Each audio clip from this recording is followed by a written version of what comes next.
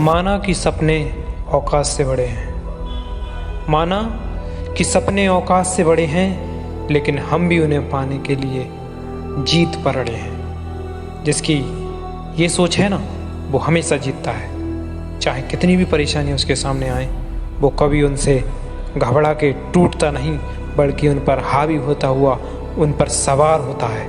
दोस्तों, मैं सोच रहा था कि मैं किस टॉपिक पर बोलूं, पर आज मैं आपको एक छोटी सी स्टोरी सुनाता हूं। ये ऐसी स्टोरी है कि इसे सुनने के बाद आपको लगेगा कि हाँ, हमारे साथ भी ऐसा ही होता है। एक बार कुछ मेंढकों का समूह जंगल की यात्रा कर रहा था, लेकिन कहते हैं कि जब समय गलत आता है तो कितने भी समूह क्यों ना हो, टूट ही जाते हैं। और हुआ यूं कि सडनली उनमें से 2 मेंढक गहरे गड्ढे में गिर गए।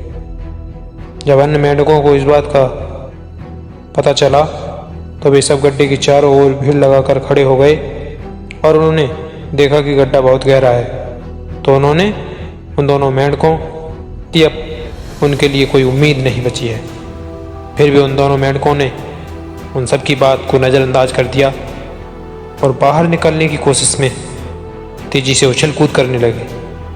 उनके प्रयासों को देखकर इसके बावजूद गड्ढे के शीर्ष पर खड़े मेंढकों का समूह अब भी कह रहा था कि उन दोनों को छोड़ देना चाहिए, क्योंकि इस गड्ढे से वे कभी बाहर नहीं निकल पाएंगे।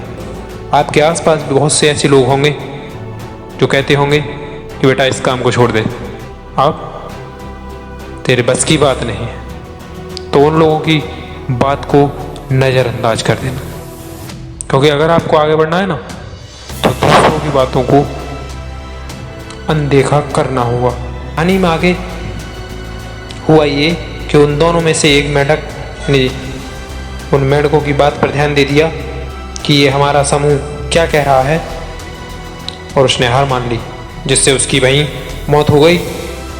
जबकि दूसरा मेंढक उतनी ही जोर से कूदता रहा जितना वह कर सकता था, लेकिन फिर से मेंढकों के ग्रुप उस पर चिल्लाया कि दर्द को रोको और बस मर जाओ।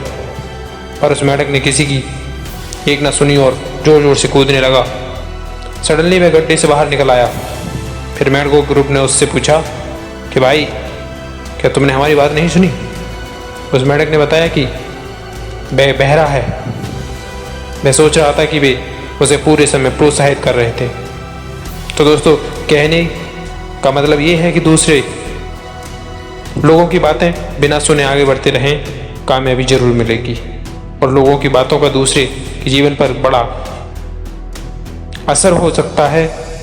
जैसा कि आपने इस स्टोरी में सुना, आपके मुंह से निकलने वाले शब्दों के बारे में पहले सोच लें और फिर बोलें। तभी तो कहते हैं कि पहले तोलो फिर बोलो, क्योंकि जीवन और मृत्यु के बीच बस यही अंतर हो सकता है।